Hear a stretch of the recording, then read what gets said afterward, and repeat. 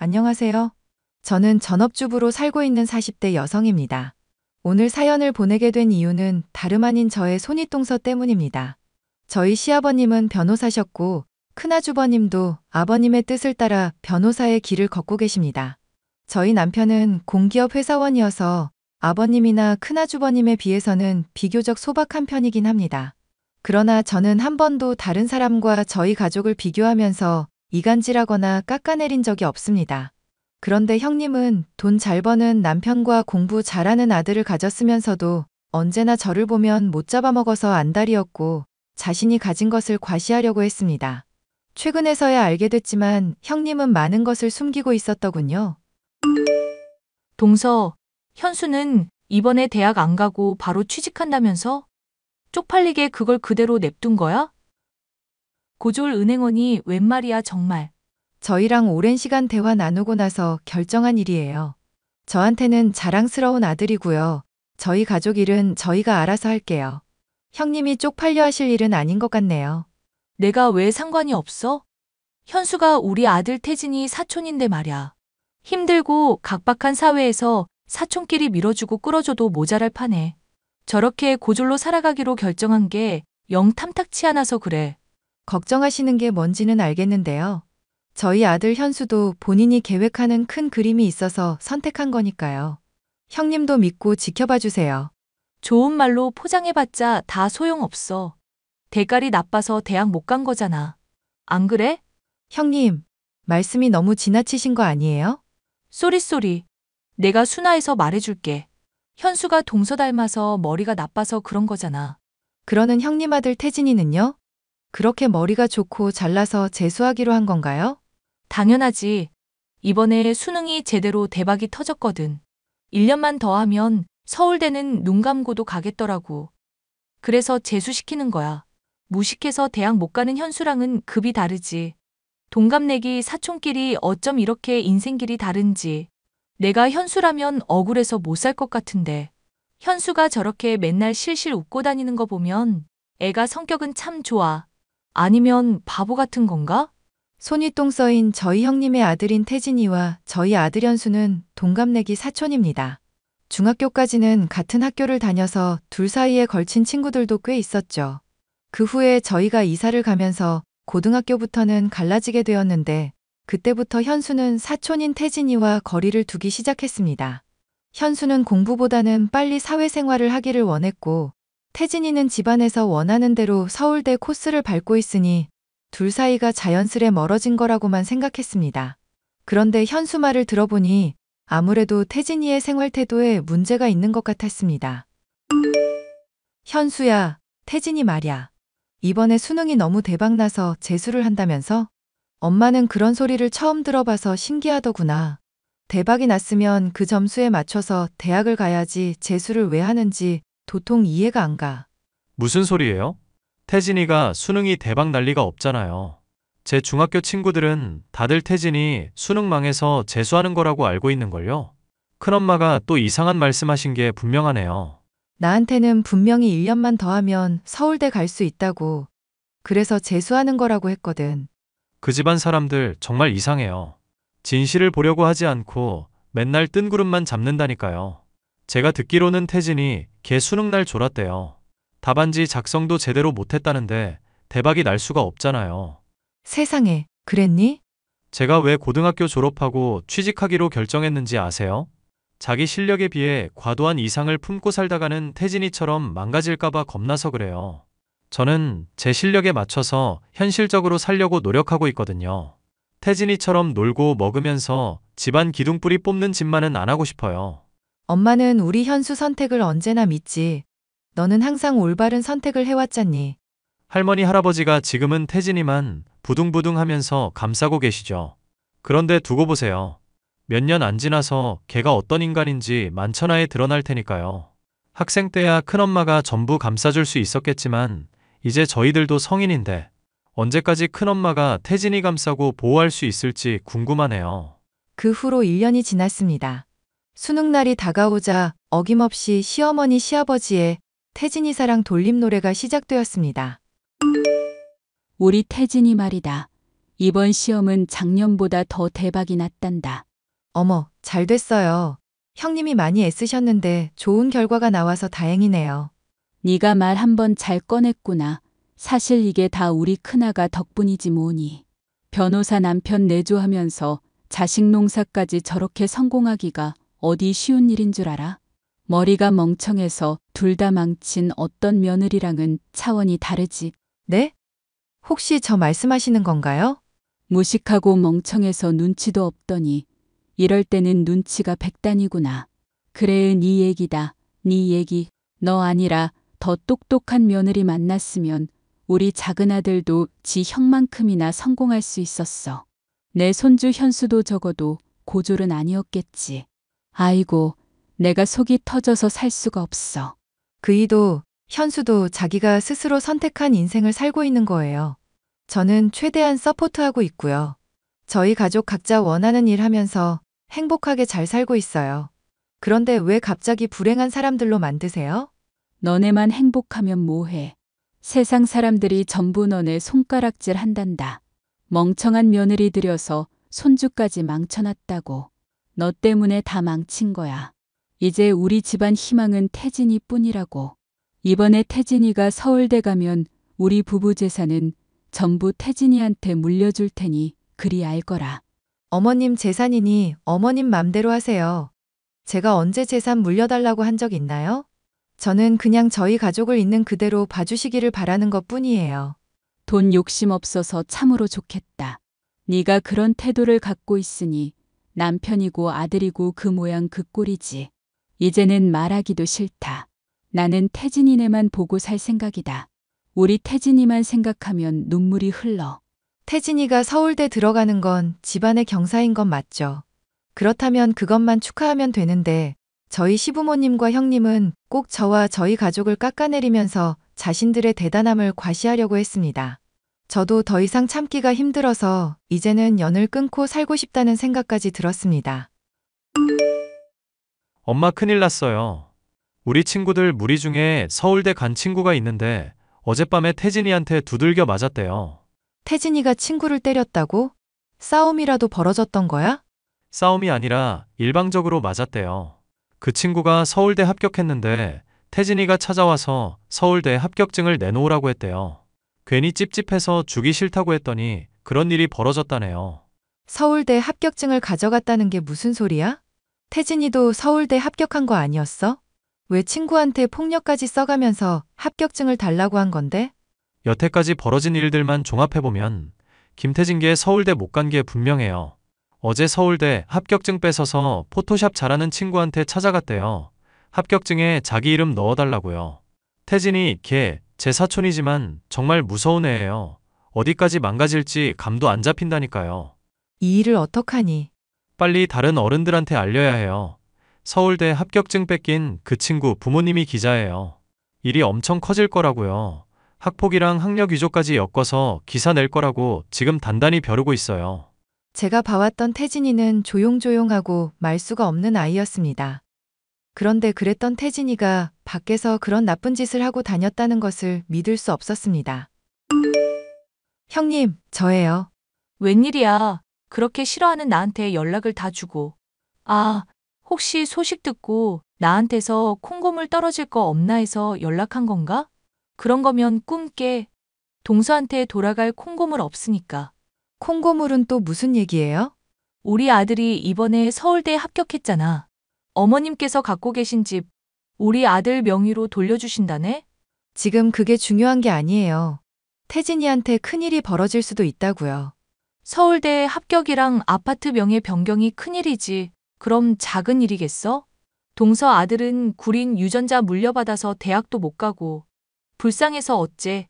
우리 태진이만 이렇게 잘 나가서 내가 동서한테 조금 미안하네. 그래도 어쩌겠어. 근본이 다른 걸 숨길 수는 없잖아. 형님, 정말 아무것도 모르시네요? 지금 많이 웃어두세요. 곧 눈물 쏙 빠질 테니깐. 뭐?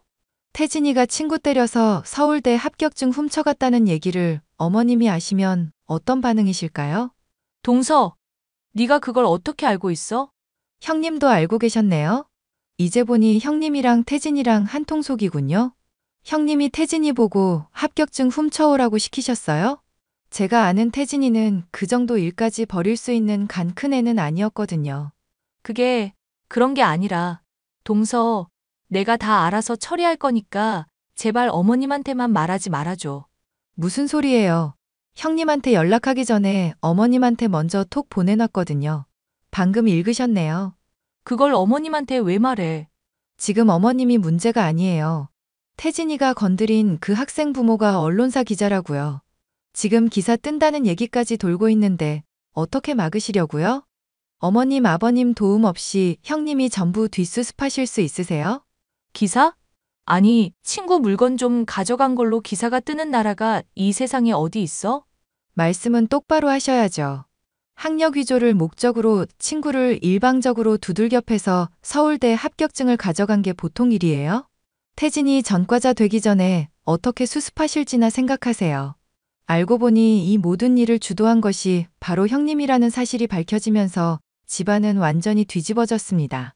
두 사람의 카톡을 보니 태진이는 수능 성적에 맞는 대학에 가서 조용히 살겠다고 했는데도 형님이 끝까지 친구 합격증을 훔쳐오라고 두들겨 패서라도 가져오라고 시켰더군요.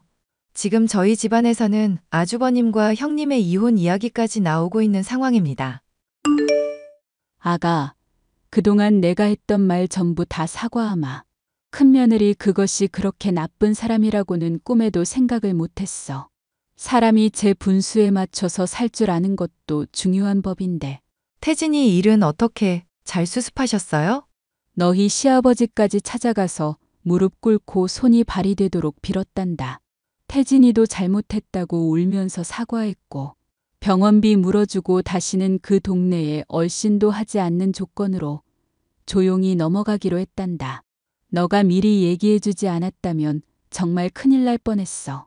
일이 그렇게 커질 뻔했는데 형님은 도대체 뭘 믿고 자기가 다 알아서 한다고 큰 소리를 뻥뻥 쳤던 건지 모르겠네요. 말도 마라. 걔 머릿속에는 똥만 들었어. 우리가 나서서 사건 수습하고 나니까 나한테 뭐라고 하는지 아니. 태진이가 이제 한국에서 살기가 힘드니까 유학 보내달라더라. 미국 가서 1년만 공부하면 하버드 들어갈 수 있다면서 유학 자금을 달라는 거 있지? 기가 차서 말도 안 나오더라. 형님은 아직도 정신 못 차리셨네요. 태진이는 당분간 내가 데리고 있으려고 한다. 이번 일 통해서 마음의 상처가 컸던 것 같아. 그리고 현수랑 태진이도 다시 친하게 지내게 해줄 수는 없을까? 현수가 속 깊고 순하잖니. 지금 태진이 옆에는 그런 친구이자 가족이 필요한 시기일 거야. 저한테도 잠시만 시간을 주세요. 태진이가 앞으로 어떻게 사는지 지켜보고 나서 현수랑의 관계 회복은 다시 생각해 볼게요. 어머님도 아시겠지만 저희 쪽 상처도 적지 않아서요. 그래, 전부 다 내 잘못이다. 직업으로 학벌로 사람을 판단하려 했던 내 잘못이지. 너한테 사과하마. 저희 아들은 고졸 신분으로 취직한 은행에서 능력을 인정받아 현재는 대학 입학을 준비 중이랍니다. 요즘에는 야간제부터 디지털 대학까지 선택의 폭이 굉장히 넓더라고요. 남들이 좋다고 하는 길만 따라가는 것이 아니라 자신이 원하는 삶을 사는 제 아들이 오늘따라 더 멋져 보입니다. 저 역시 그동안 그래왔던 것처럼 주변 사람들에게 휘둘리지 않고 제 가족을 제대로 보호할 수 있도록 더욱더 단단해져야겠다고 결심하게 되었습니다. 저희 집안의 얽힌 사연을 들어주셔서 정말 감사합니다.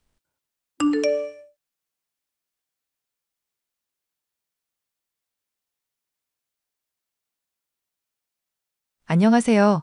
경기도 김포에서 친정엄마와 기사식당을 운영하고 있는 30대 중반 여성입니다. 하루에도 수십, 수백 명을 상대하다 보니 사람들 사는 이야기 듣는 거 좋아합니다. 브레이크 타임에 항상 사연 채널이나 사연 라디오 골라 들으며 쉬기도 하고요. 사람들 이야기도 많이 들었으니 파란만장하게 살아온 제 인생 이야기도 들려드리면 어떨까 싶어 사연을 보내게 되었네요. 제 이야기 지금부터 들려드릴 테니 많은 공감 부탁드립니다. 저는 홀어머니 밑에서 자랐고 친정 아버지는 제가 중학교에 올라가던 해 교통사고로 돌아가셨어요. 아버지는 평소 친정 엄마의 속을 많이 썩여왔고 그 중에서도 여자 문제가 제일 심각했죠. 제가 어렸을 때도 바람나 집을 보름씩 비우고 가정을 돌보지 않는 경우가 허다했고요. 그런 상황 속에서 친정 엄마와 저는 서로에게 의지하며 긴 세월을 버텨왔답니다. 저도 제가 처한 현실에 안주하지 않으려고 정말 열심히 공부했어요. 남들과 다른 대학을 가서 좋은 회사에 취직해 평범하게 살다가 연애하고 결혼하는 게 제 꿈이었거든요. 그러다 대학을 졸업하고 대기업 전자제품 공장 생산직으로 근무하게 되었는데 그곳에서 남편을 만났습니다. 몇 개월 지켜보다 성실한 남편의 모습에 반한 저는 먼저 적극적으로 다가갔고 남편도 싫지 않았는지 저에게 고백을 한 것을 계기로 연애를 하게 됐죠. 얘, 내가 명수통에서 보낸 예단 목록 봤니? 이제 확인하려고요. 잠시만요, 어머니. 보내주신 게 이게 맞죠? 내가 보낸 지가 언젠데 그걸 이제 본다니? 아무튼 요즘엔 다 그 정도 한다니까 너도 그대로 해오면 될 것 같구나. 따로 꾸민비 안 받을 테니까 꼼꼼하게 잘 챙겨오고. 아니, 이건 그래도 너무 과한데요? 어머니 모피코트는 그렇다 치는데 어머니가 명품 가방이 왜 이렇게 많이 필요하세요? 이불이나 이런 것도 아니고. 왜긴 내 나이 되면 그런 거라도 과시해야지. 멀쩡하게 자식 시집 장가 다 보내놨으면 여생 편하게 살다 가는 게 부모 도리 아니겠냐. 명품 가방이 좀 그러면 금반지나 금 목걸이로 줘. 일단 저 혼자 생각할 문제가 아닌 것 같아요. 너무 과한 것 같기도 하고요. 과하긴 뭐가 과해? 내 귀한 아들 훌륭하게 키워준 값인데. 너희들도 자식 낳아봐라. 내 심정 이해할 거다. 이해는 무슨 이해요?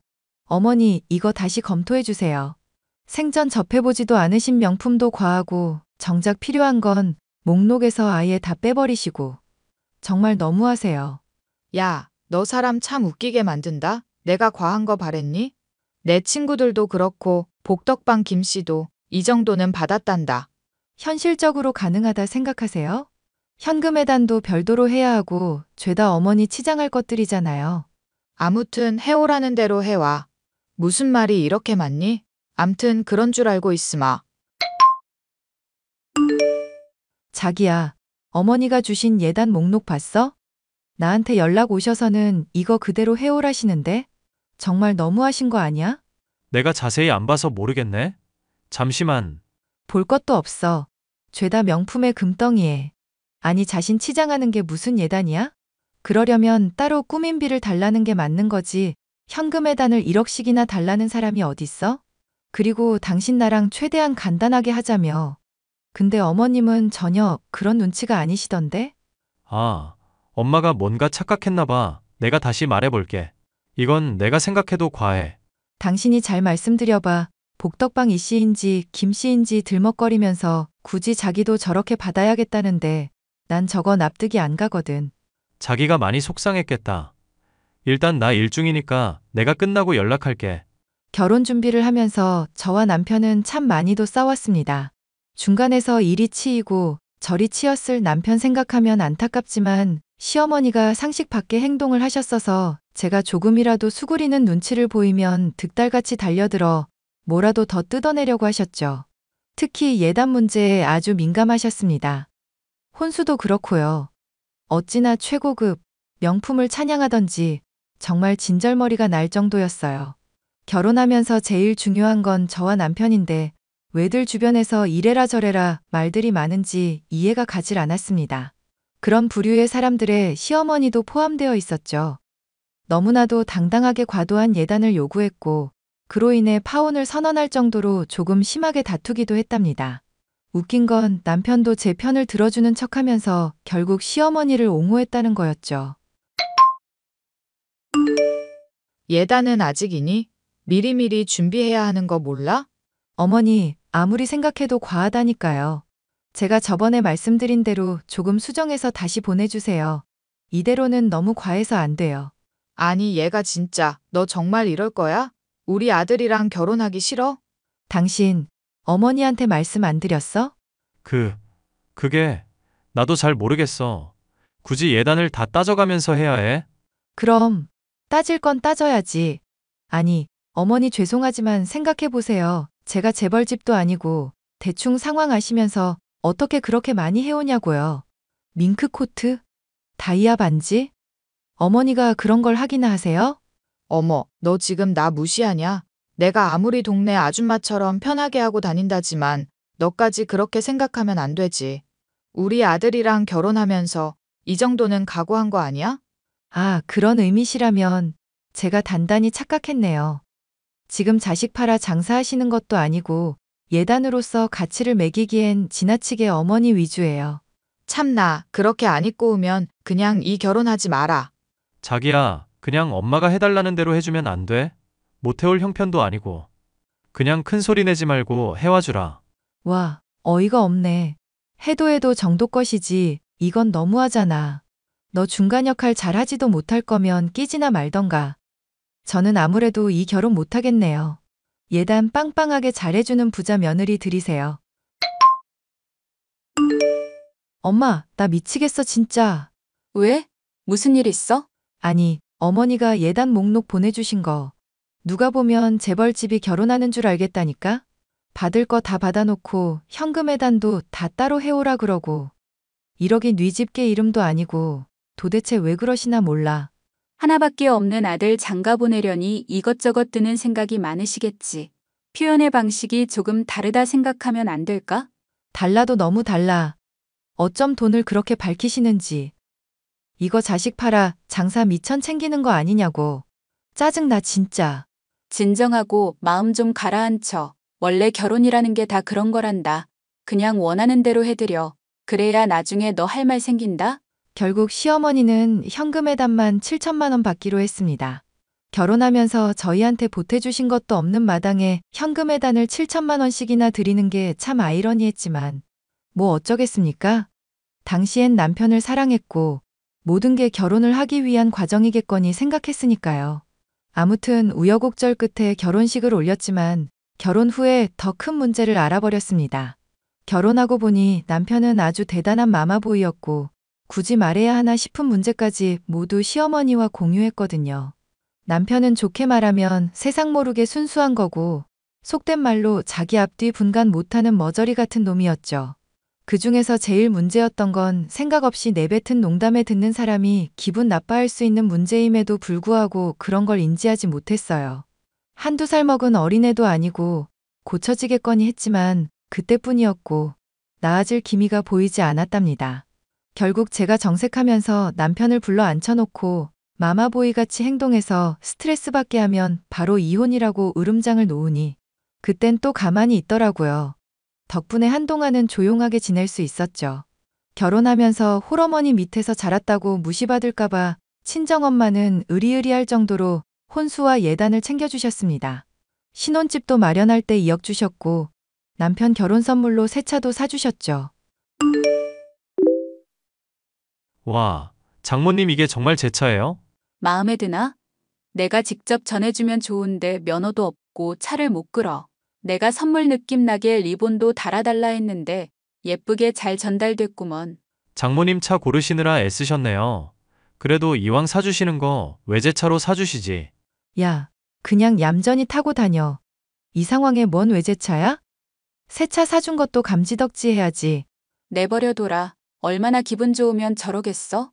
내가 차에 대해서 잘 몰라서 그런 거니까 나중에 점검받고 그러게. 솔직히 이 가격에 이 옵션이면 BMW에서 이 정도 살 수 있어요. 외제차가 괜히 외제차가 아니거든요. 장모님이랑 나래가 이해를 잘 못하신 것 같네요. 자기야, 적당히 해. 엄마가 자기 생각해서 해준 건데 그냥 감사하다는 말 한마디만 하면 되는 거 가지고. 이따 집에 가서 보자 넌.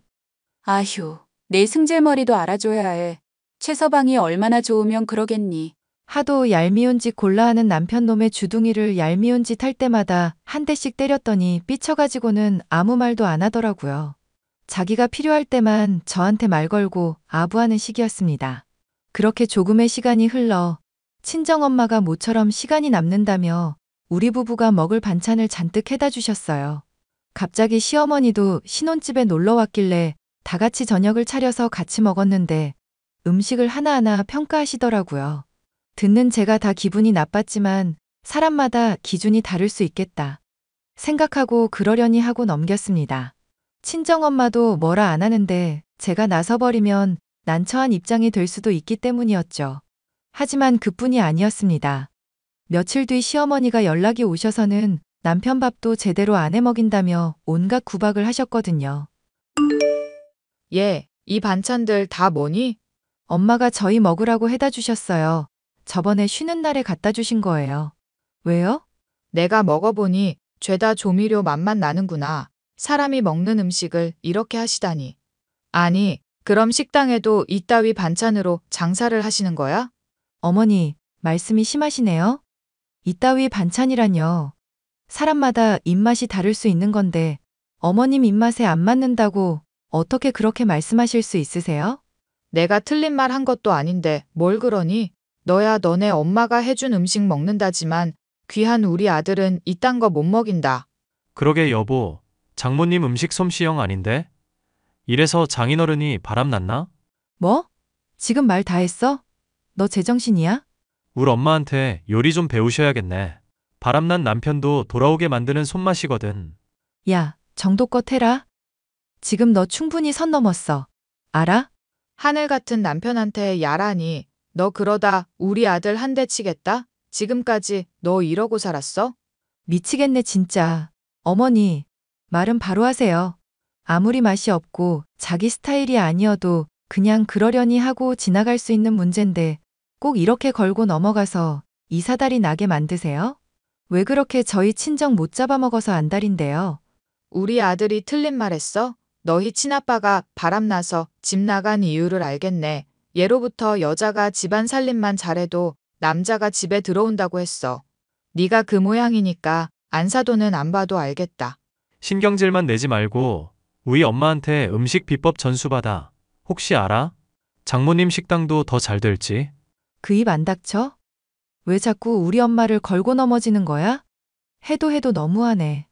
난 이렇게는 못 살아. 우리 이혼하자. 나 짐 싸서 친정 갈 거니까 그렇게 알아.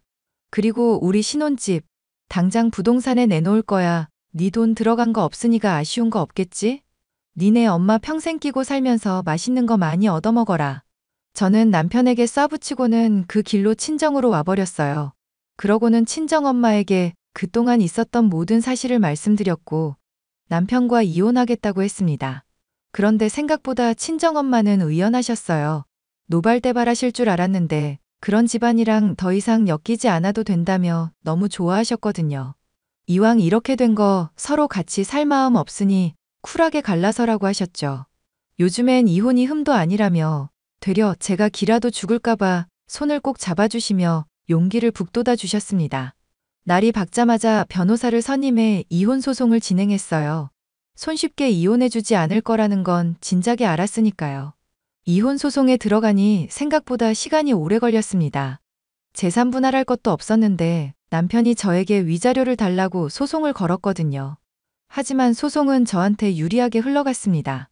남편이 가정에 기여한 기여도도 작고 시어머니로 인한 결혼 스트레스도 이혼 사유가 될 수 있다더군요. 더군다나 저희 친정엄마까지 모욕했으니 이혼 사유로는 더할 나위 없었죠.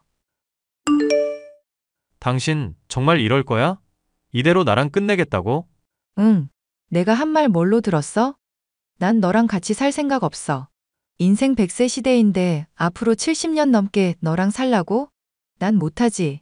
그럼 진짜 이혼하자는 거야? 나랑 장난해? 내가 가짜로 이혼하자고 소송까지 하겠어? 더 이상은 지긋지긋해서 못 살겠으니까 이혼해. 위자료도 안 받겠다며. 정말 나랑 끝인 거야? 사람 참 답답하네. 그래. 너 돈 없는 거 아니까 안 받는다고. 그러니까 너네 잘난 엄마랑 지지고 볶고 아주 행복하게 살라니까? 나 아직 당신 사랑하는데 무슨 소리야. 제발 이러지 말고 생각 좀 고쳐먹어. 뭔 생각을 고쳐먹냐? 네가 내 입장에서 한 번이라도 생각해 본 적 있어? 적어도 그랬으면 이혼까지는 안 했지. 마마보이에다가 세상에서 네가 제일 찌질해. 내가 엄마한테 잘 말해볼게. 그러니까 제발 이혼하지 말자. 아니 소송까지 하고 법원까지 온마당에 뭔 개소리야. 너도 나한테 위자료 달라고 소송 걸었잖아. 뭐 견줄 것도 없었지만. 내가 잘못했어. 그러니까 제발. 응? 됐고 너네 엄마 끼고 살면서 맛있는 거 많이 얻어먹으면서 살아. 난 너랑 더 이상 할 이야기 없어. 앞으로 한 번만 더 연락하면 가만 안 둬.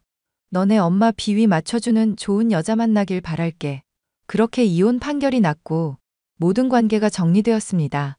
하지만 이혼을 했는데도 불구하고 남편이 끈질기게 달라붙어서 한동안은 고생했어요. 친정엄마가 운영하는 식당에도 찾아오고 친정집에도 매일 같이 찾아오며 울고불고 매달리는데 정말 짜증났습니다. 결국 저는 남편에게 접근금지 명령과 통신 제한까지 걸어버렸어요. 법적인 조치를 하니 더는 어쩌지 못하고 종종 친정엄마한테 문자 보내는 게 전부였습니다. 물론 그마저도 차단시켜버렸죠. 저는 친정엄마와 같이 식당 운영을 하면서 차근차근 일을 배워나갔습니다. 제가 SNS로 홍보도 많이 하니 많은 사람들이 찾아왔고 기사님들뿐 아니라 관광객, 젊은 사람들, 고객층이 아주 다양해졌어요. 지역 맛집에 선정되기도 하고 깨끗한 먹거리 식당으로 선정되기도 하며 아주 승승장구하게 되었죠.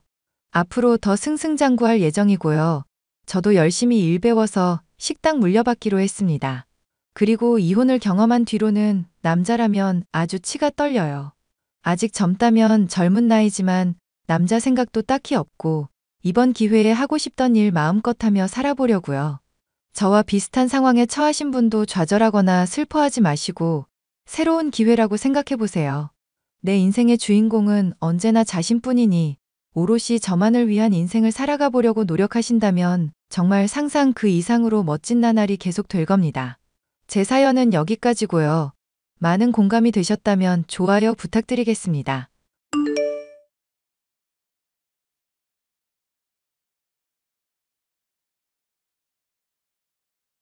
안녕하세요. 저는 30대 주부로 아주 뻔뻔한 데다 일상이 거짓말인 손아래 동서의 잘못을 제대로 폭로해준 일이 있었습니다. 본인이 잘난 줄 알고 서방님을 비롯해 가족들을 기만한 손아래 동서를 생각하면 지금도 분노에 치가 떨릴 정도인데요. 그런 손아래 동서를 혼내주고 본인 업보를 치르게 한 사연에 대해 말을 해볼까 해요. 당신 지금 어디야? 장 보고 왔더니 집에 없네? 휴일이잖아. 친구 잠깐 만나러 왔지. 왜? 내가 몸에 좋은 거 먹으면서 건강 신경 쓰라고 몇 번을 말해. 휴일이라서 쉬는 건 좋은데 몰래 라면에 막걸리까지 먹냐. 다 알고 있으니까 거짓말할 생각은 하지 말고 집에 들어올 때 콩나물이나 사와. 내일 해장국이라도 해줄 테니까. 아니, 내가 라면에 막걸리 먹은 건 맞는데 그걸 어떻게 알았어? 나 환기도 다 철저하게 했는데. 그릇 설거지 어설프게 해서 티슈로 닦아보니까 빨간 기름 묻어나더라. 그리고 막걸리는 당신 라면 먹을 때 꼭 챙겨 먹는 사람이잖아. 슬리퍼 대충 신는 거 신발장에 꺼내져 있길래 가까운 슈퍼라도 다녀왔다 했고. 내가 볼 때 당신은 주부가 아니라 흥신소 일을 해야 했어. 장인어른이 형사시라 핏줄을 물려받았나? 이런 거 아주 귀신이란 말이야. 그렇게 띄워줘봤자 별로 달갑지도 않으니까 좋게 말할 때 건강 챙겨, 알겠어? 어이구, 여부가 있겠습니까, 마님. 그래도 내가 진우보다는 훨씬 슬림하고 건강하잖아. 서방님이야 애당초 요리사니까 많이 먹을 수밖에 없는 직업이고 다른 사람이랑 비교할 거면 나도 똑같이 해? 아이고, 무서워서 뭔 말을 못하겠네. 진우 이제 결혼했는데 손아래 통서 막 쥐잡듯 잡는 거 아니야? 내가 뭐 아무한테나 잔소리 하나. 그럴 만한 사람한테 하는 거지.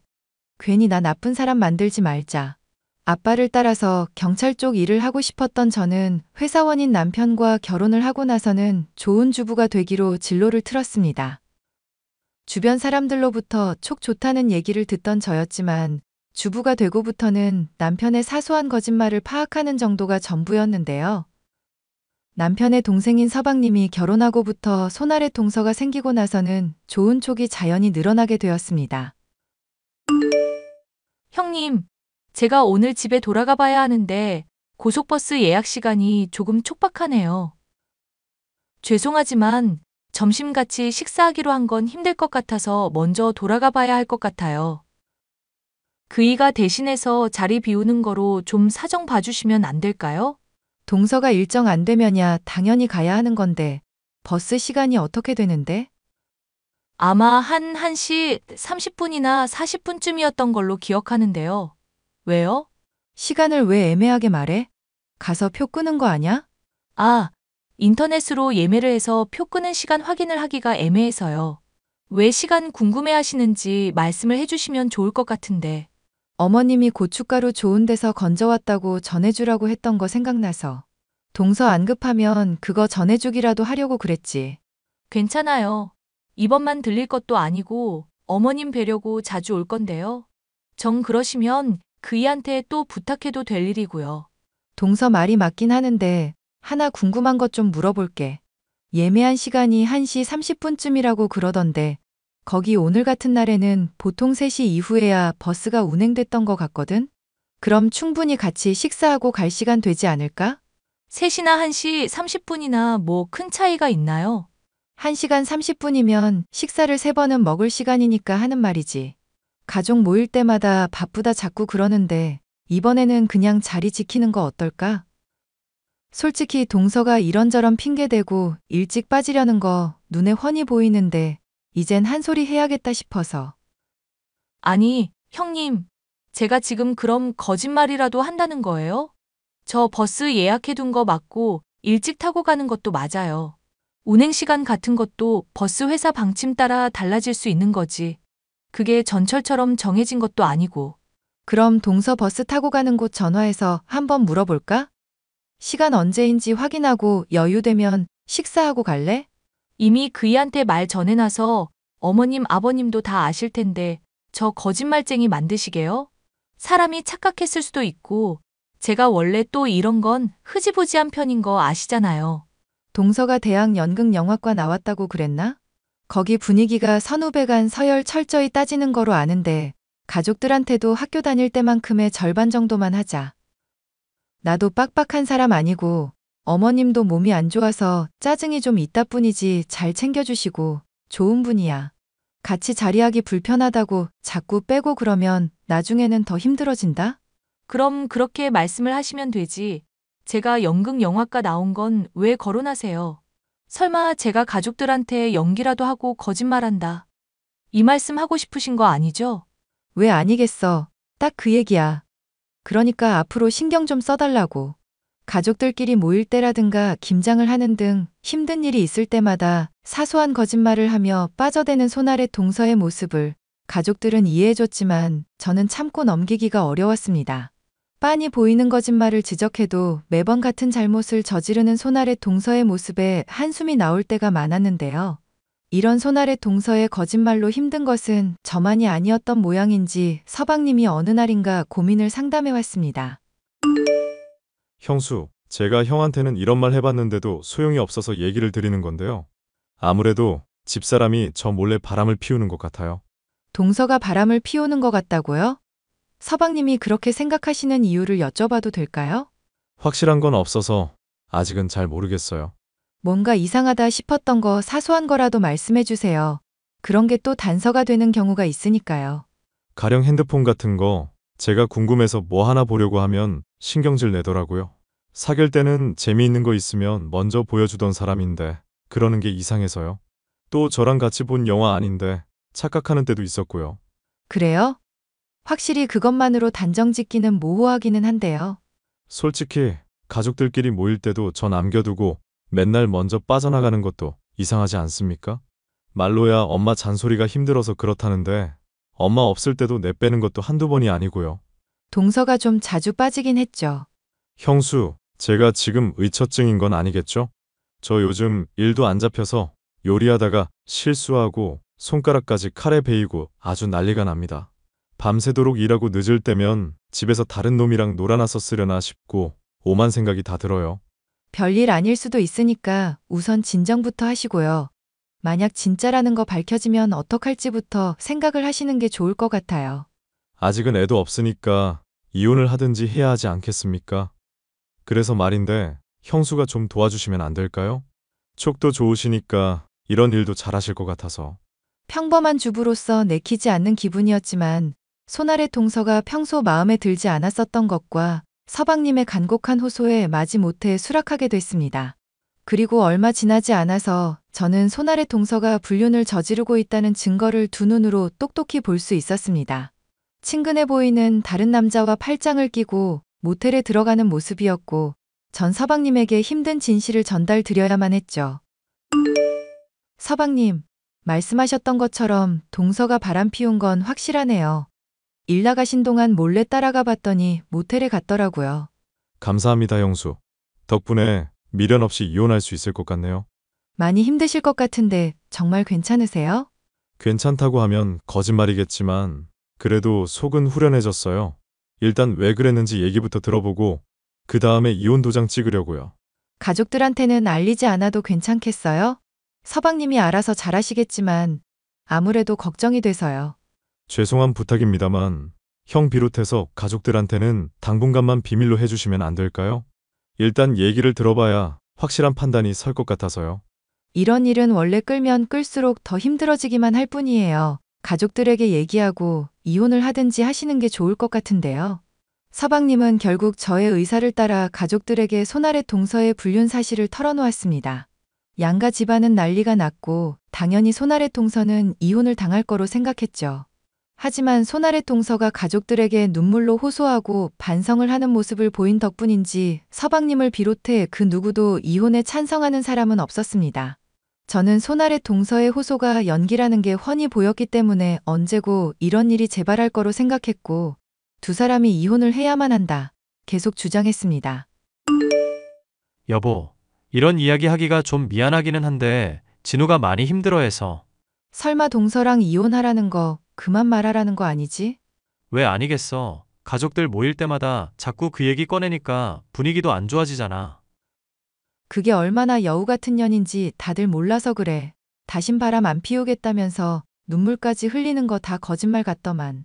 보나마나 이혼하면 위자료 물어줄 거 걱정해. 그 유부남이라던 상간남 쪽 걱정돼서 매달리는 거 아냐. 매일 핸드폰도 확인받고 어디 갈 때마다 꼬박꼬박 확인받고 그런다던데 당분간은 그냥 지켜보는 게 어떨까?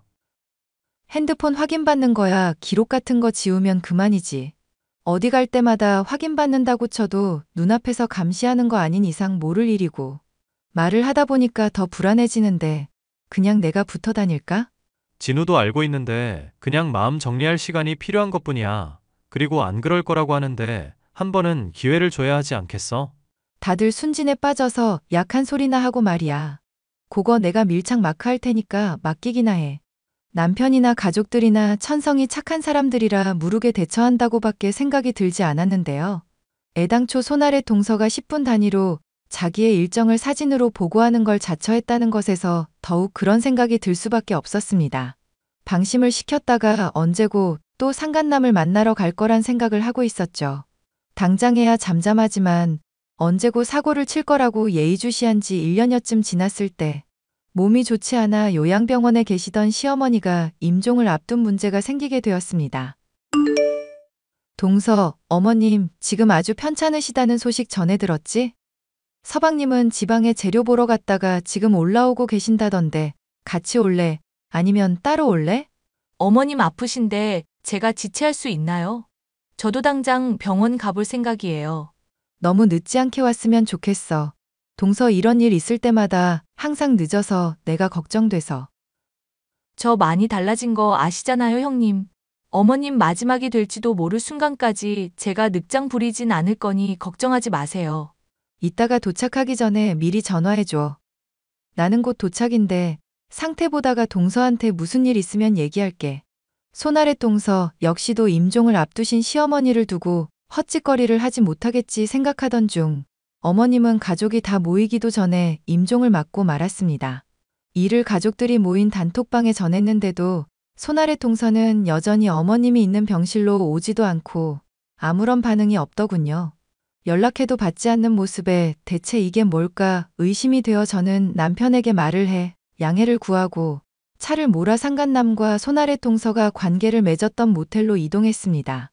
어머님이 돌아가시는 심각한 날, 무슨 핑계를 댈지는 모르겠지만 이런 날이야말로 오히려 불륜을 저지르기 좋다고 생각하는 게 아닐까 하는 기이한 직감 때문이었는데요. 아니나 다를까 저는 상간남과 모텔에 들어가는 손아래 동서를 목격할 수 있었습니다. 동서, 어디길래 이렇게 도착이 늦어? 어머님 돌아가시는 마당에 마지막 못 지켰으면 빨리라도 와야 할 거 아냐. 서방님도 지금 지방에서 거의 다 올라왔다던데 마중이라도 하러 간 거야? 아니요. 그 이 마중 때문에 이러는 게 아니라 제가 너무 충격이 커서요. 어머님이 힘드셨던 게 제 잘못인 것만 같아서 택시 타고 가다가 많이 울었거든요. 그러다 탈진을 했는지 정신을 차려보니까 지금 응급실 아니네요. 다행히도 기사님이 바로 데려다 주셨어요. 정말 고마우신 기사님이네.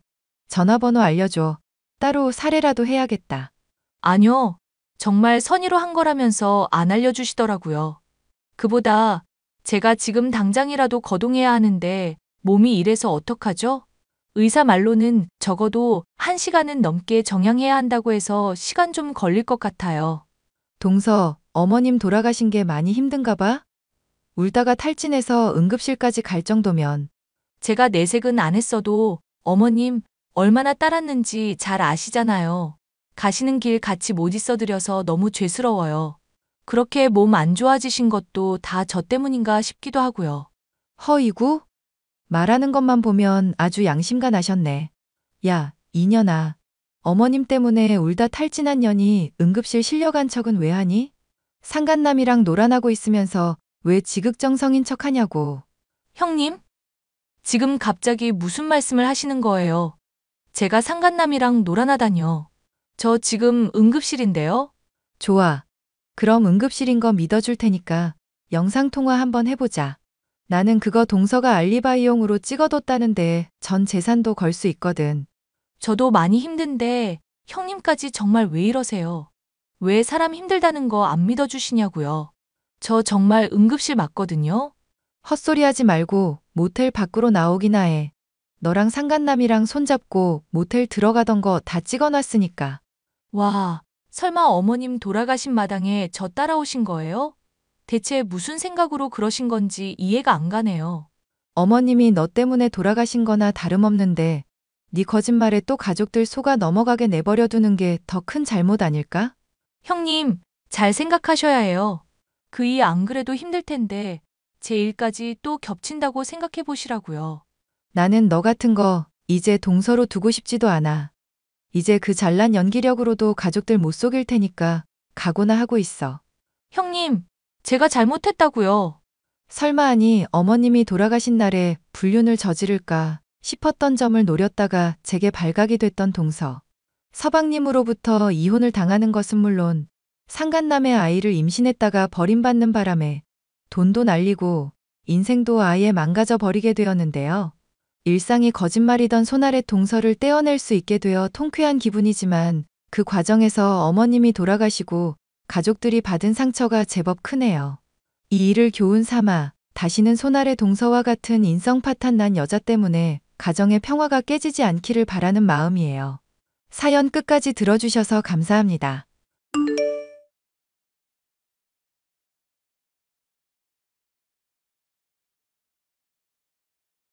안녕하세요. 저는 화장품 회사에서 근무하고 있는 30대 여성입니다. 얼마 전 아버지가 돌아가시고 나서 남편과의 관계에서도 큰 변화가 있었는데요. 남편의 생각을 도저히 제 상식으로는 이해할 수 없어서 이렇게 사연을 보내게 되었습니다.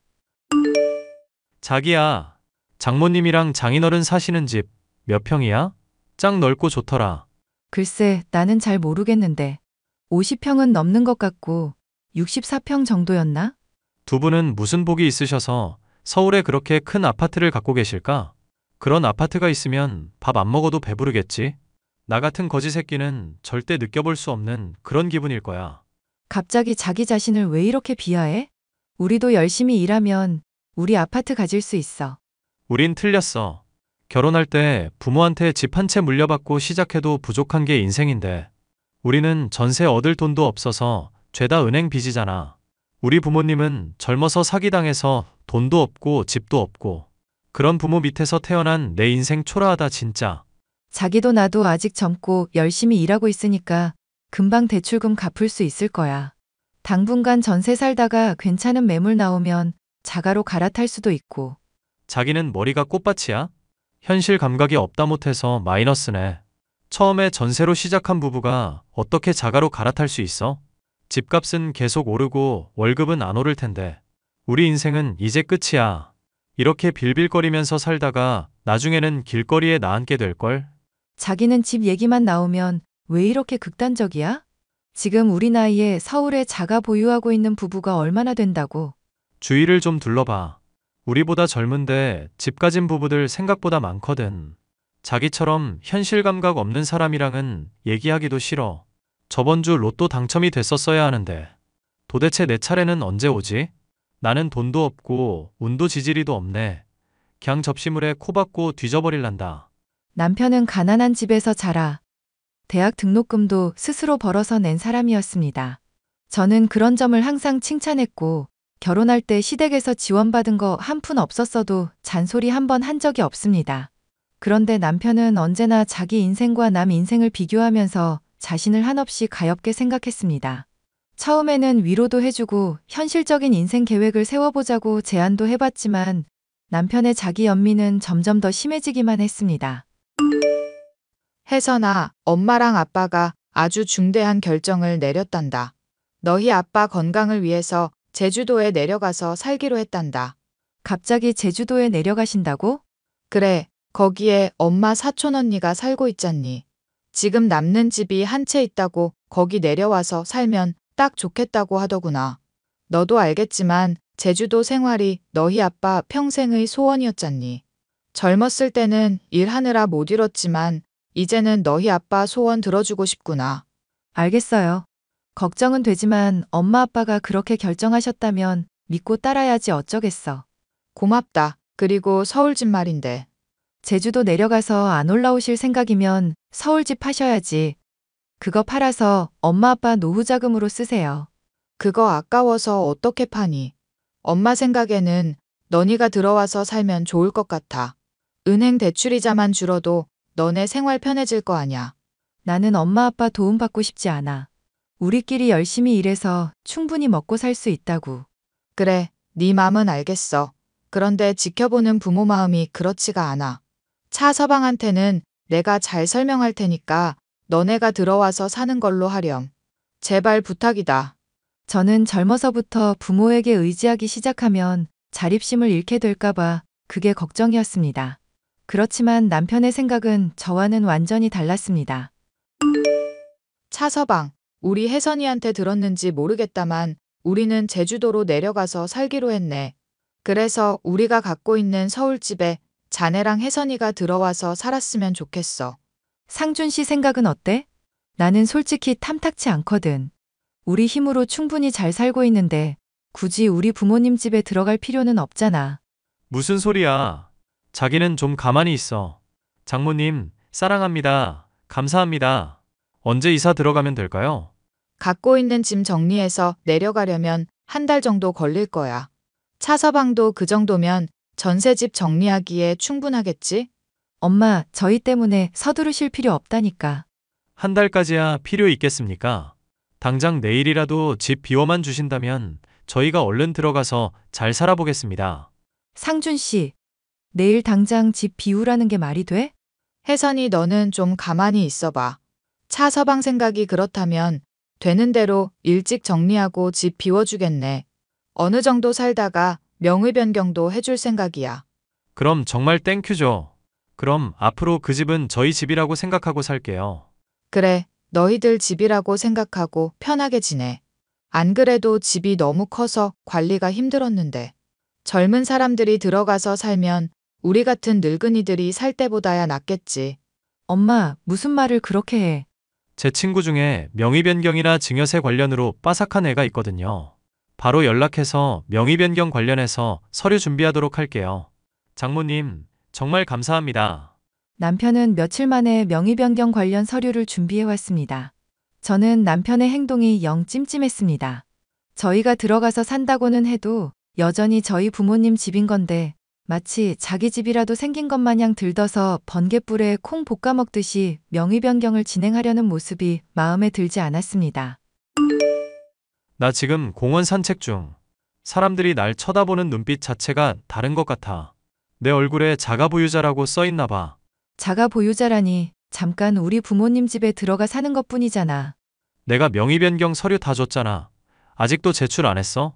증여세부터 이것저것 내야 할 게 많더라고. 아직 정신이 없어서 안 냈어. 장난하냐? 내가 그것부터 처리하라고 했잖아. 당장 내일 가서 서류 제출해. 알았어. 근데 자기가 왜 그렇게 안달복달이야? 명의 변경을 하더라도 내 명의인데. 톡 까놓고 얘기해서 자기가 자가 보유하게 된 건 아니잖아. 우리 부부잖아. 너랑 좀 살다가 이혼해도 그 집 가격 반절은 나한테 오는 거 아니야? 그럼 자가보유나 마찬가지지 뭐. 뭐라고? 어떻게 그런 생각을 할 수가 있어? 말이 그렇다는 거지. 내가 자기랑 어떻게 헤어지겠어. 그것보다 우리 생산적인 대화를 좀 해보자. 이 집 우리한테도 너무 큰데 이대로 두기는 아깝지 않아? 남는 방은 월세로 돌릴까? 우리 엄마 아빠가 제주도에 계시다가도 가끔 서울 올라오실 거 아냐. 그때 쓰시겠지. 1년에 한두 번 올라오실 때 쓰려고 방을 비워둔다고? 내 상식에는 이해가 불가능한걸? 장모님 장인어른은 모텔 가서 주무시라고 해. 서울 바닥에 남는 게 모텔인데 굳이 우리 집 오실 필요는 없잖아. 차상준, 정신 차려. 이 집 우리 엄마 아빠 집이야. 그런데 당신들 집 놔두고 모텔 가서 자라고 하는 게 말이 되니? 너 언제까지 그렇게 부모 밑에서 종속된 삶을 살 거야? 집 주셨으면 끝이야. 이건 우리 집이라고. 한번 내 손에 들어온 이상 절대 양보 못해. 이건 내 거야. 돈에 욕심 있는 것도 좋고 야망 있는 것도 알겠는데 부모에 대한 예의도 없니? 예의가 밥 먹여주냐? 나는 돈 많이 벌어서 조기 은퇴하는 게 꿈이거든. 이 집 이용해서 월에 200만 원만 내 통장에 꽂히면 좋겠다. 그럼 바로 회사 때려쳐야지. 그 후로 몇 달 지나지 않아 저희 아빠가 돌아가셨습니다. 원래도 간과 신장이 좋지 않았는데 그래도 잘 관리하면 오래오래 사실 줄 알았기에 아빠가 돌아가신 충격은 너무너무 컸습니다. 그런데 남편이라는 인간은 저희 아빠가 돌아가신 지 얼마 되지 않았는데도 매일매일 콧노래를 부르면서 다니는 게 아니겠어요. 엄마, 그이가 너무너무 이상해. 요즘 그이 하는 행동 보면 그냥 미친 사람 같다니까. 아무리 우리 아빠랑 안 친했어도 그렇지. 자기 부인 아버지가 돌아가셨는데 콧노래를 부르고 돌아다니는 게 말이 된다고 생각해? 아무래도 로또라도 당첨된 게 분명해. 그렇지 않고서는 저렇게 미친 사람처럼 실실거리면서 다닐 수가 없어. 차서방이 너한테 아무 말도 안 해? 로또 당첨되면 나한테 말도 안 하고 지 혼자 다 쓸 인간이야. 돈 욕심이 어찌나 많은지. 입만 열면 돈 돈 돈. 아주 귀에 딱지가 않겠다니까. 엄마가 생각하기에는 로또 때문에 그런 것 같지는 않은데. 정말로 너한테 아무 말도 안 했다고? 그렇다니까? 엄마 뭐 아는 거 있어요? 나는 너도 다 아는 얘기인 줄 알았어. 엄마가 보여준 대화 내용은 이랬습니다. 장모님, 혜선이 말로는 장인어른 앞으로 생명보험이 있다던데요. 그거 받으셨어요? 아직은 못 받았고 곧 받게 될 거야. 왜 그런가? 그거 저 주셔야겠어요. 장인어른이 돌아가셨으니 제가 이 집안의 유일한 남자잖아요. 그런 큰 돈은 제가 관리하는 게 맞죠. 날 걱정해주는 건 고맙지만 괜찮네. 젊어서부터 돈 관리는 내가 해왔어서 굳이 차서방한테 맡기지 않아도 괜찮아. 장모님, 이제 장인어른도 안 계신데 노후 어떻게 보내시려고 그러세요? 결국 제가 장모님 노후 책임져야 하잖아요. 그 돈 주시면 제가 장모님 남은 인생 책임져 드릴게요. 그러니까 일종의 관리비 같은 거라고 생각하시고요. 장인어른 생명보험금 저 주세요. 자네가 내 노후를 책임져 준다고? 그렇다니까요. 제가 돈에 환장한 사람도 아니고요. 아무 이유도 없이 장모님한테 돈 달라고 하지는 않아요. 그러니까 내일까지 돈 입금하세요. 아참, 장모님도 생명보험 들어놓으셨어요? 아니, 나는 그런 걸 들어본 적이 없어. 그럼 장모님도 생명보험 하나 드세요. 제 친구 중에 보험하는 애 있거든요. 제가 장모님 연락처 알려드릴게요. 아니, 나는 괜찮아. 장모님도 좀 있으면 저승길 가실 거잖아요. 그때 저희한테 뭐라도 베풀고 가면 기분 좋지 않으시겠어요? 생명보험 하나 드시고요. 수익자 이름에는 제 이름 쓰세요. 혜선이 걔는 칠칠치 못해서 돈 관리 제대로 못하거든요.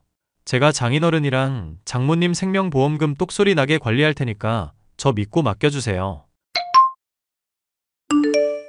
엄마, 그래서 아빠 생명보험금을 차서방한테 줬어요?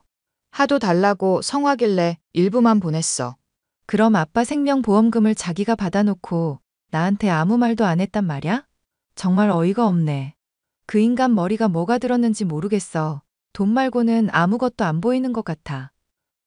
그래도 내 노후를 책임져 준다고 하잖니. 엄마, 설마 그 말을 진짜 믿는 건 아니죠? 나도 눈치가 있는데 어떻게 그 말을 전부 믿겠어. 그래도 완전히 거짓말은 아닐 거라고 생각했지. 아무래도 안 되겠어. 내가 확인해 봐야지. 어쩌려고 그래? 또 싸우려고? 싸워서라도 그 인간 진심을 확인해 봐야지. 저는 곧바로 남편에게 연락해 저희 엄마를 모시고 살자고 얘기해 봤습니다.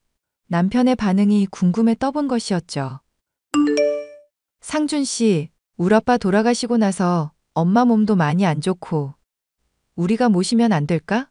너무 좋지. 집도 횡했는데 잘 됐다. 월세는 200씩만 달라고 해. 그게 무슨 말이야? 우리 엄마한테 월세를 받겠다니?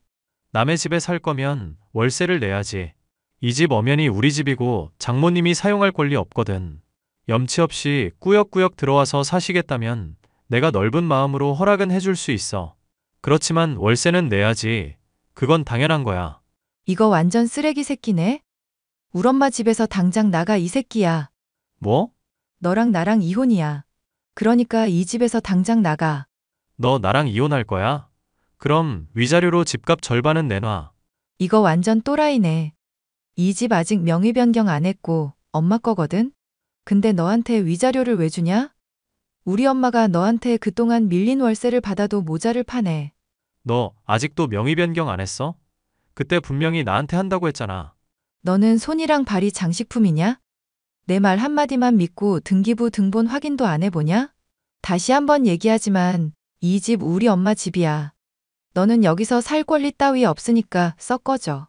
자기야, 일단 진정하고 화 풀어. 장모님 모시고 싶으면 내가 월세 안 받고 여기 살게 해드릴게. 내가 그것만 갖고 그러는 게 아냐. 네가 우리 아빠 생명보험 가져간 거. 우리 엄마한테 생명보험 들라고 강요하면서 수익자 이름은 네 이름으로 하라고 한 거. 전부 다 알고 하는 소리야. 너라는 인간한테 정내미가 떨어져서 살 수가 없어. 당장 꺼져. 우리 이혼이야. 저는 지금 남편과 이혼 소송을 하고 있습니다. 알고 보니 그 인간은 저 몰래 주식을 하면서 엄청나게 많은 빚을 졌더군요. 맨날 돈 없다는 소리를 입에 달고 살면서 뒤로는 그런 짓을 하고 있을 줄은 꿈에도 몰랐습니다. 저희 엄마는 본인 때문에 제가 이혼하게 됐다면서 죄책감을 느끼고 계시는데요. 이 사연을 통해 결코 엄마 때문이 아니라고 전적으로 그 인간이 잘못한 거라고 말씀드리고 싶습니다. 저의 이야기를 들어주셔서 감사합니다.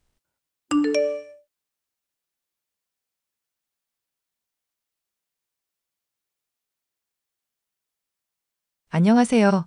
저는 아버지 회사를 물려받기 위해 경영 수업을 받고 있는 30대 여성입니다. 어렸을 때부터 완벽했다고 생각한 제 인생에서 유일한 오점을 남긴 것은 바로 제 남편입니다. 제 남편과 제가 어떻게 만났고 그동안 무슨 일이 있었는지 얘기하고 싶어서 이렇게 사연을 보내게 되었습니다. 오늘 정말 즐거웠어요. 그동안 해외여행 숱하게 다녔어도 한 번도 한국 사람이랑 이렇게 번호 교환한 적이 없었거든요. 한국 와서 따로 연락해서 이렇게 만남 가진 건 지연 씨가 처음이에요. 저도요. 사실 저희 만났던 그 리조트가 한국 사람 거의 안 오는 곳인데 거기서 민석 씨를 만나게 되고 이렇게 인연이 이어지게 되어서 너무 신기하네요. 그 리조트가 가격대가 높아서 사람들이 잘 안 가는 곳이기는 하죠. 저야 워낙 자주 가니까 익숙한 곳이긴 하지만요. 거기 자주 가세요? 여행 좋아하시나 봐요? 초면에 이런 말씀드리기는 좀 그렇지만 저희 할아버지께서 돌아가시면서 저한테 물려주신 재산이 좀 많아요. 저희 아버지 어머니는 제가 어릴 때 교통사고로 돌아가셔서 제가 유일한 상속자였거든요. 돈은 많은데 가족이 없으니 제 마음이 어떻겠어요. 괜히 해외에서 제일 비싼 리조트 예약하고 제일 비싼 항공권 예매해서 날아가서 쉬고 오곤 했죠. 그렇게라도 하지 않으면 외로워서 미칠 것 같더라고요. 그런 아픈 사연이 있으셨군요. 그런 것도 모르고 저는 오늘 하루 종일 제 가족 얘기만 했네요.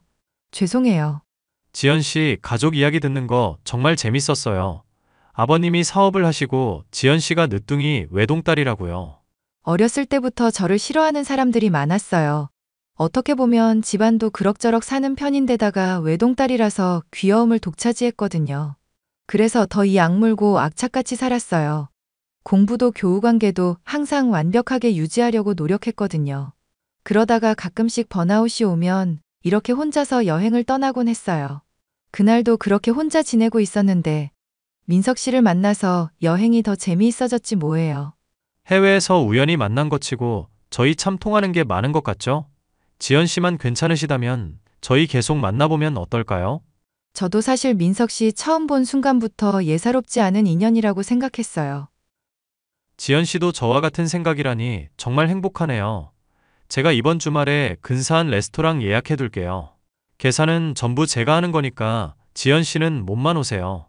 오늘 밥값도 전부 계산하셨잖아요.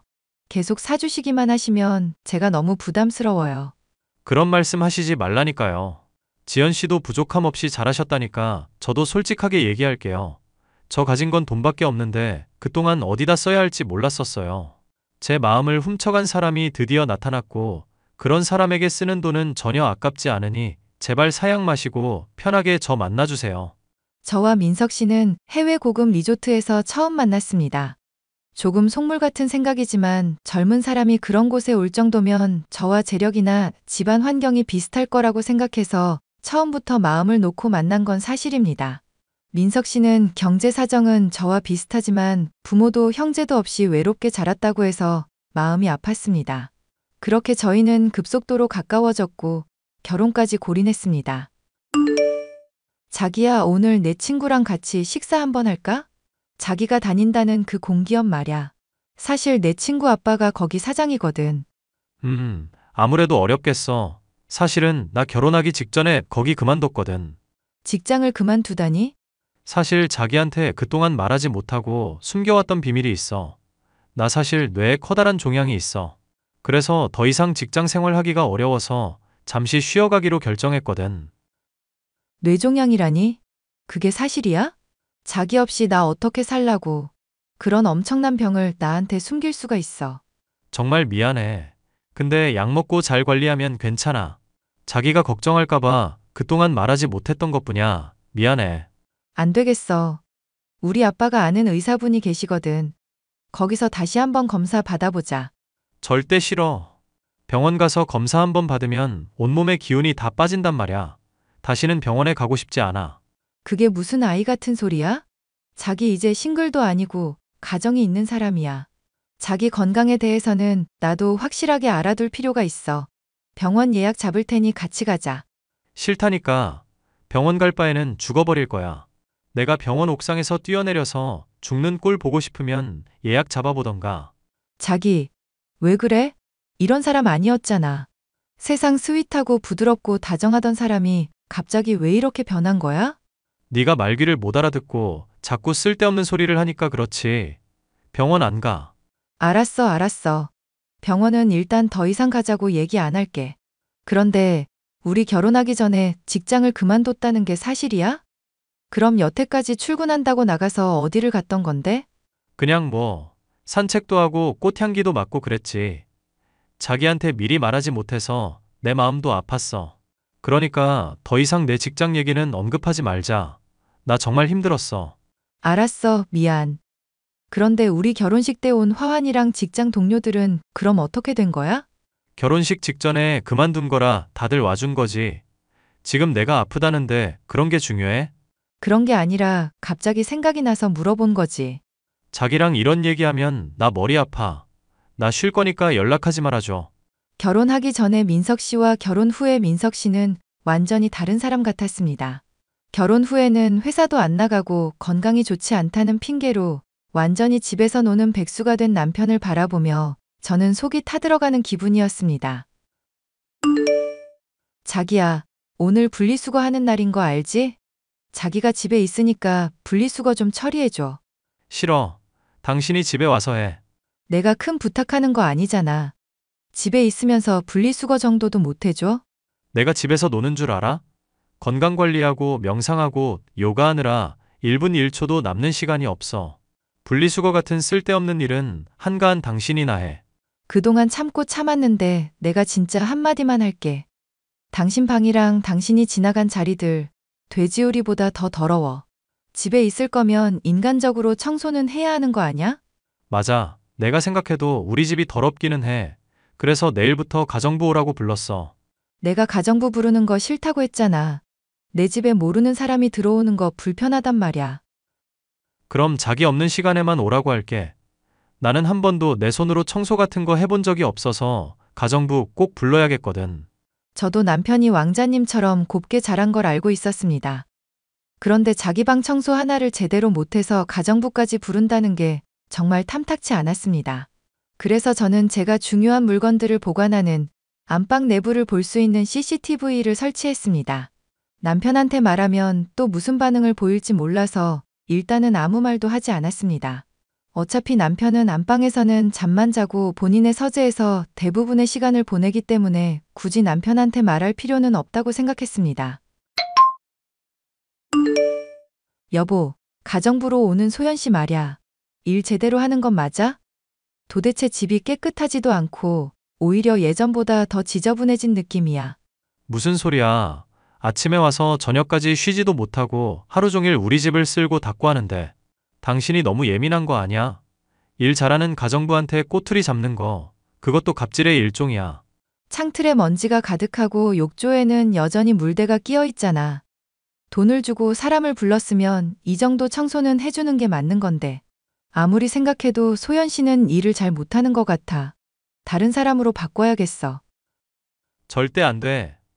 내가 대신해서 열심히 청소할 테니까 바꾸지 마. 자기가 웬일이야? 아무튼 집안일은 내가 알아서 할 테니까 자기는 가만히 있어. 여자의 촉이라고 할까요?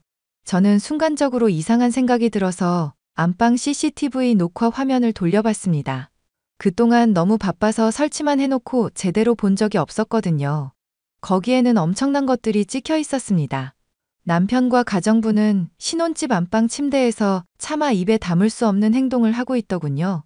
저는 너무 화가 나서 당장에라도 남편과 가정부의 머리채를 쥐어뜯고 싶은 심정이었습니다. 그런데 CCTV에는 불륜 장면 외에도 제 눈길을 끄는 장면이 찍혀 있었습니다.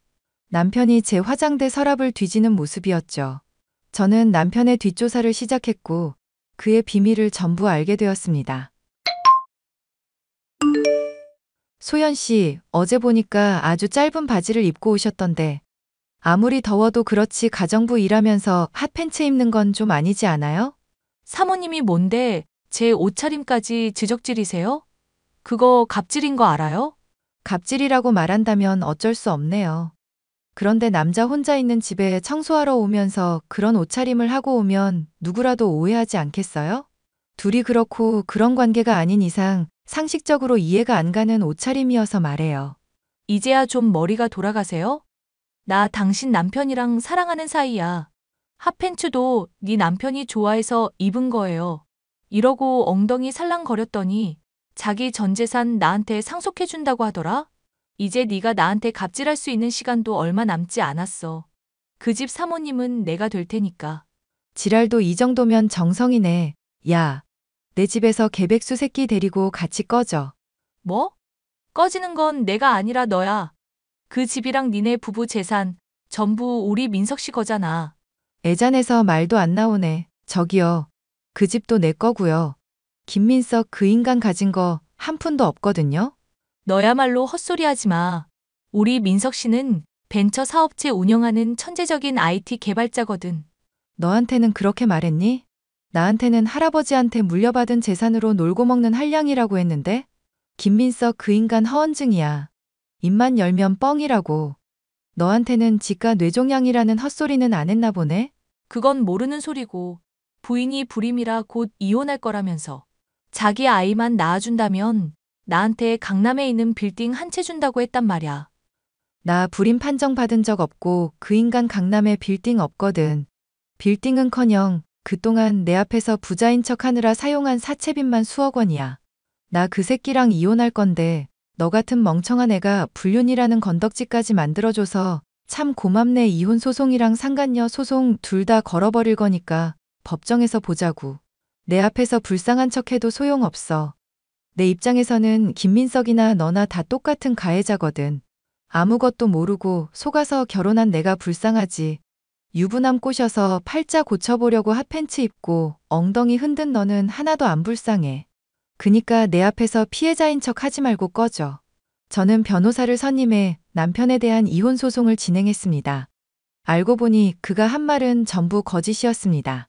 할아버지에게 물려받은 재산도 없었고 공기업에 다녔다가 뇌종양 때문에 그만뒀다는 것도 뻥이었습니다. 저랑 결혼하면서 사용한 사채빚이 불어나자 그걸 갚으려고 제 화장대에 있는 보석들을 몰래 가져다 팔다가 뒷덜미가 잡힌 것입니다. 자기야, 정말 미안해. 자기한테 걸맞는 남자가 되고 싶어서 나도 모르게 그런 말을 했던 것 같아. 할아버지 재산 얘기와 뇌종양 얘기는 거짓이었지만 자기를 사랑하는 그 마음만은 진짜였어. 그러니까 제발 날 용서해줘. 허언증이 그 정도면 병이야. 나한테 용서 빌지 말고 병원 가서 치료받아. 나 당신 없이는 살 수 없어. 그 리조트에서 당신 처음 본 그 순간부터 당신만을 사랑했다고. 마이너스 빚만 가득한 애가 그 리조트에 왜 왔니? 그거부터가 잘못된 거야. 거기 가서 돈 많은 여자 꼬셔보려고 온 거 맞잖아. 내가 바보같이 너 같은 놈한테 농락당한 거 생각하면 아직도 분이 안 풀려. 그래놓고서는 가정부를 불러서 바람을 피워? 내가 널 지금까지 살려둔 것만으로도 고맙게 생각해. 마음 같아서는 지옥불로 떨어뜨리고 싶은 심정이니까. 가정부 일도 전부 다 오해야. 걔가 일부러 야시시한 옷 입고 와서 날 꼬신 거라고. 나는 선량한 피해자야. 네가 선량한 피해자인지 아닌지는 판사님께서 판단을 해주시겠지. 더 이상 너랑 말 섞기 싫으니까 법원에서 보자. 너 같은 정신병자랑 더 이상 말해봐야 내 정신만 피폐해지는 기분이야. 소송 결과는 당연히 저의 승리였습니다. 그렇지만 소송에서 이겨도 마음의 상처는 남더군요. 제가 어쩌다가 그런 인간한테 속아서 결혼까지 했는지 아직까지도 너무 분해서 잠이 오지를 않습니다. 이렇게라도 털어놓고 나면 제 마음이 편해질까요?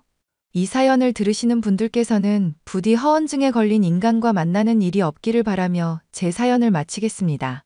감사합니다.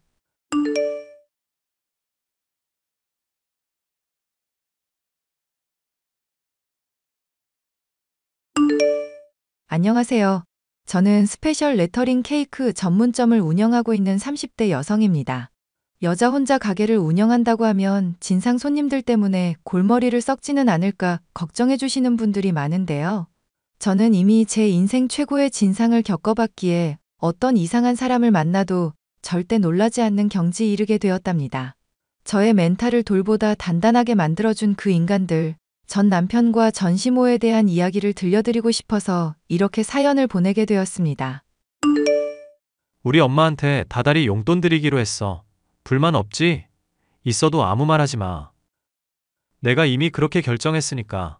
나한테 상의도 없이 어머님 용돈 문제를 결정하는 게 어딨어? 도대체 얼마나 드리려고 하는데? 달에 30만 원? 너는 우리 엄마가 걔보다 못하냐? 옆집 걔한테 용돈을 줘도 30보다는 많이 주겠다. 무슨 그런 말이 다 있어? 걔보다 못하다니 그럼 도대체 얼마나 드리려고 하는 거야? 깔끔하게 달에 200씩. 당신 진심이야? 우리 아파트 대출금도 갚아야 하는 거 잊었어? 월에 200만 원이 남지도 않는데 도대체 어떻게 용돈을 드리겠다는 건지 모르겠어. 너는 그렇게 머리가 안 돌아가냐? 마이너스 통장 뒀다가 어디다 쓸래? 그거는 비상용으로 사용해야지.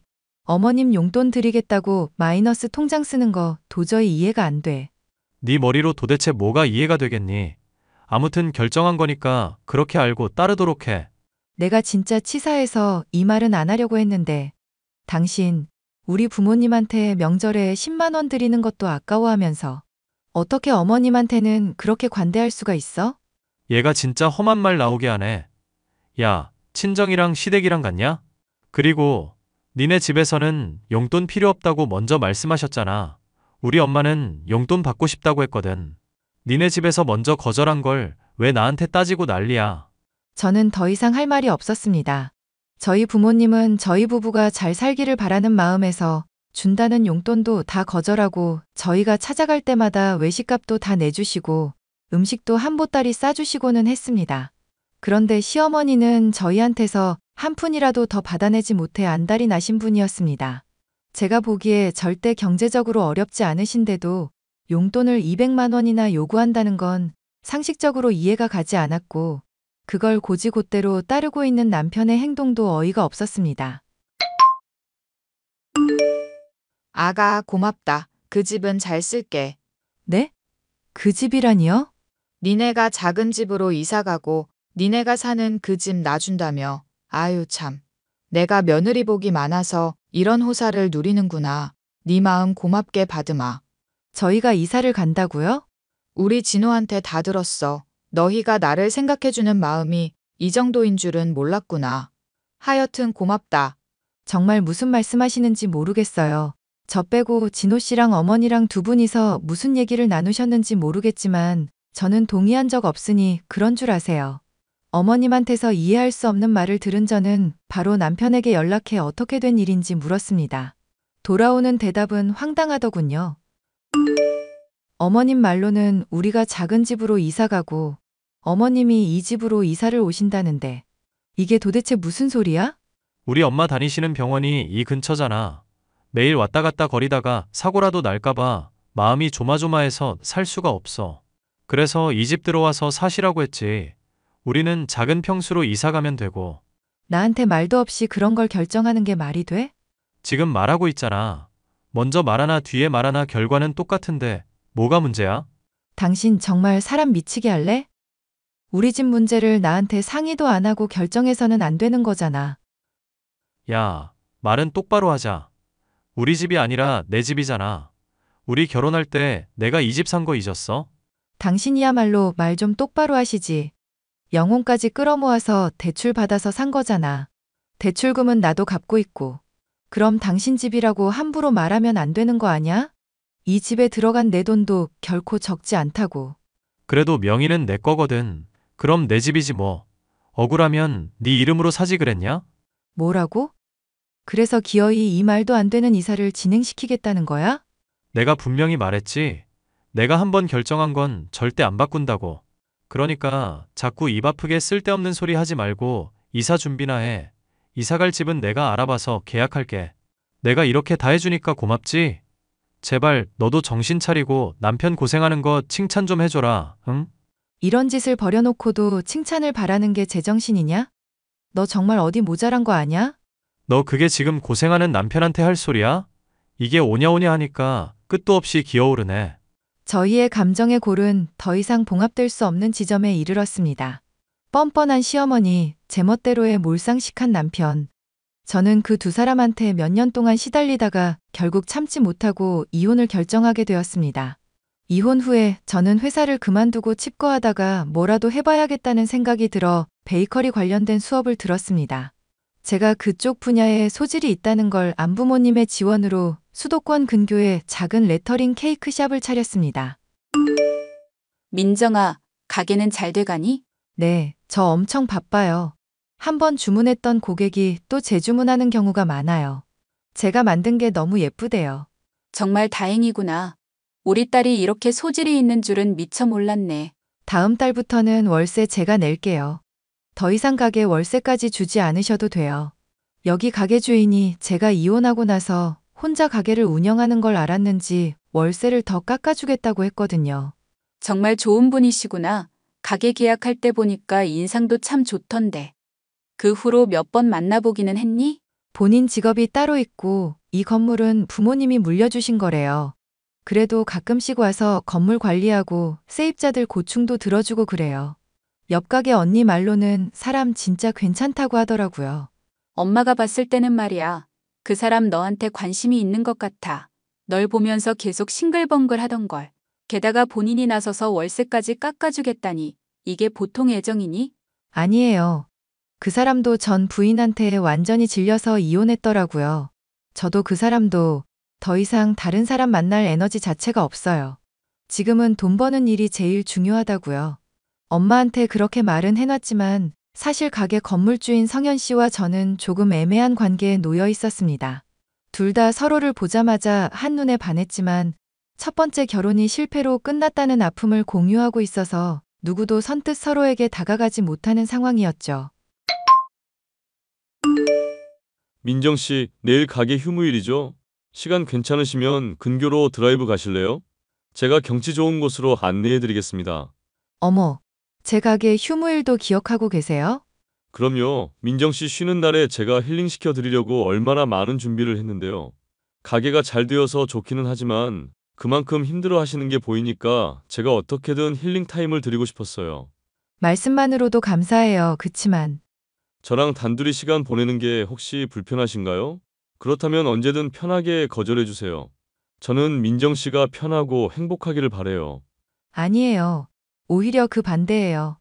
성현 씨랑 있으면 편하고 좋아요.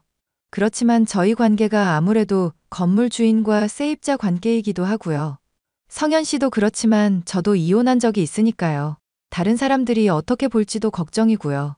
그런 거라면 일단 이번 한 번만 절 만나주세요. 만나서 제가 꼭 드리고 싶은 말씀이 있어요. 그날 저희 둘은 만나서 시간 가는 줄 모르고 깊은 대화를 나눴습니다. 저희 둘 다 서로를 좋아하고 있었지만 현실적인 문제 때문에 서로를 피하고 있었을 뿐이었다는 것을 알게 되었죠. 저희는 진지하게 만남을 이어가게 되었고 결혼 얘기가 오고 가게 되었습니다. 그때 생각지도 못했던 사람에게 연락이 왔습니다. 아가, 우리 진호 소식 들었니? 소식 들었으면 나한테 연락을 해야지. 너는 어떻게 된 애가 이렇게 정이 없니? 소식은 들었는데요. 제가 왜 어머님께 연락을 해야 하는지 모르겠네요. 우리 아들이 빚을 지고 해외로 튀었는데도 너는 내 생각도 안 했단 말이니? 나한테 용돈을 줄 아들이 없으니까 네가 대신해서 나를 부양해야 하는 거잖니. 도대체 무슨 소리세요? 저랑 그 인간, 그리고 저랑 어머님, 이제 아무런 관계도 아니거든요. 예전에도 그놈의 용돈 타령하면서 절 괴롭히시더니 이제 와서 또 왜 이러시는 거예요? 왜긴 왜야. 우린 가족이잖아. 한번 고부 관계는 영원히 고부 관계라는 사실을 잊지 말도록 해라. 제발 정신 좀 차리세요. 한 번만 더 저한테 이런 일로 연락하시면 가만 있지 않을 거예요. 네가 가만 있지 않으면 어떡할 건데? 너랑 우리 아들 이혼했다고 해도 어쨌든 한 번 혼인신고한 이상 그 흔적을 지울 수는 없어. 네가 아무리 날고 기어도 우리 진호 마누라라는 사실에는 변함이 없는 거라고. 그러니까 나한테 달달이 용돈 보내. 너 그거 무슨 케이크인가 뭔가 만들어서 돈 잘 번다는 소문은 내가 다 들었다. 이혼하고 나서 저 힘들게 살 때는 아는 체도 안 하고 무시를 하시더니 제가 가게 차리고 돈 번다는 소리 들으니까 욕심 나셨나 보죠? 꿈 깨세요. 제가 남는 돈이 있어도 걔한테 주고 말지 어머님한테는 안 드리니까요. 이런 싸가지 없는 거사. 저는 전 시어머니 번호를 차단해버렸고 그 후로는 연락이 오지 않았습니다. 저와 성현 씨는 지인들만 불러서 조촐하게 결혼식을 올렸고 행복한 나날을 보냈답니다. 자기야, 내가 예전부터 생각해오던 게 있는데 아무래도 지금 그 일을 해야 할 것 같아. 무슨 일인데 그래? 내가 가진 그 건물 있잖아. 자기 가게 있는 곳, 그거 자기한테 넘겨주고 싶어. 내 결혼 선물이라고 생각하고 받아주라. 결혼 선물로 건물이라니. 너무 부담스러워. 나 그런 거 바라고 자기랑 결혼한 거 아니란 말이야. 자기 성품이야 내가 잘 알지. 그런데 오래전부터 생각해오던 거였어. 정말로 내 인생의 반려자를 만나게 되면 꼭 그걸 주고 싶었거든.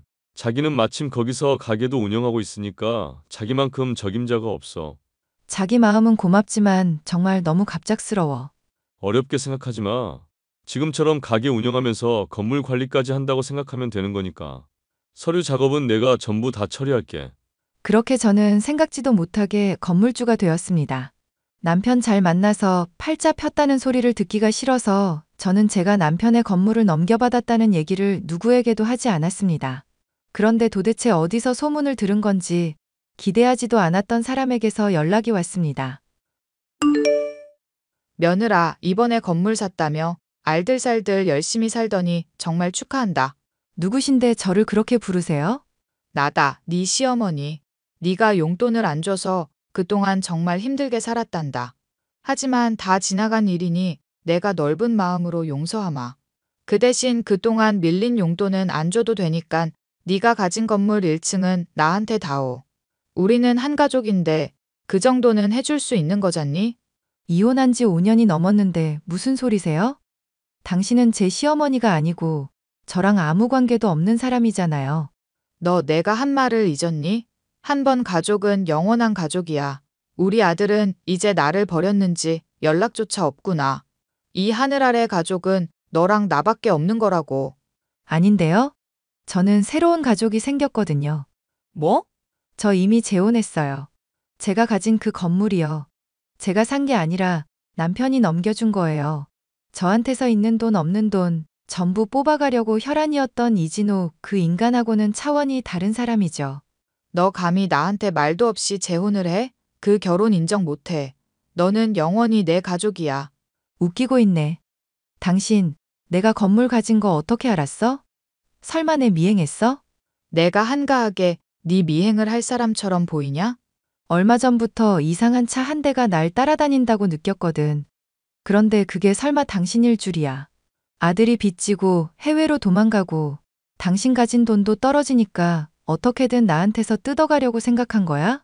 정말 어이가 없네. 난 이혼한 그 순간부터 당신이랑은 아무 관계 없는 사람이야. 한 번만 더 나한테 연락하면 경찰에 신고할 거니까 그렇게 알아. 착하고 예쁜 민정아. 우리 예정을 생각해서라도 어떻게 안 되겠니? 건물 1층을 주는 게 무리라고 생각되면 가게 자리 하나만 줘. 그 정도는 충분히 해줄 수 있잖아. 돈 생기면 걔한테 줄지언정 당신한테는 못 준다고 했죠? 가게 자리가 남아서 먼지가 천장까지 쌓이는 한이 있어도 당신한테 주지는 않을 거니까 헛소리 하지 말고 제 인생에서 제발 사라지세요. 안 그러면 남편한테 말해서 아주 험한 꼴 보게 할 거니까요. 들리는 얘기로는 전 남편이 저와 이혼한 이후 시모의 재산까지 가져다가 전부 어딘가에 몰빵 투자를 했고 그게 잘못돼서 시모의 경제 상황이 크게 나빠졌다고 합니다. 책임감이라고는 눈꼽만큼도 없는 전 남편은 그 길로 해외로 잠적해버렸고 전 시모는 저에게 매달렸던 것이죠. 하지만 똥차 가고 벤츠 온다는 말처럼 전 남편과 전 시모를 제 인생에서 지워버리고 나자 제 인생은 술술 풀리기 시작했답니다. 저와 비슷한 어려움을 겪고 계신 분들에게 제 이야기가 아주 조금이나마 위로가 되었으면 좋겠습니다. 감사합니다.